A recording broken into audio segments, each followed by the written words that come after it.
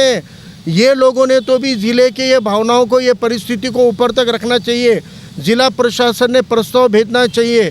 जो जानवरों को नुकसान भरपाई आपत्ति व्यवस्थापन में होती है वो 25,000 की होती है, लेकिन जो दुग्ध व्यवसाय करने वाले, दूध का बिजनेस करने वाले किसान हैं, उनकी एक एक भैंस, एक एक जानवर 1.5 लाख से 2 लाख रुपए का होता है।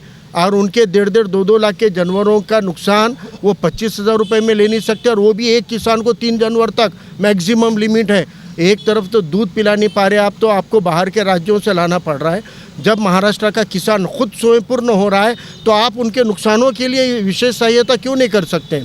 शहर में दुकानों में पानी गया है, जो अच्छे मिडिल क्लास लोग हैं उनके घरों में पानी गया है। ये खाली नदी के किनारे पर नहीं गया। इतना होने के बावजूद शासन निर्णय नहीं है। और तो और सबसे बड़ा जुल्म ये है कि 2024 की नुकसानग्रस्त के पैसे आकर 5 महीने हो गए।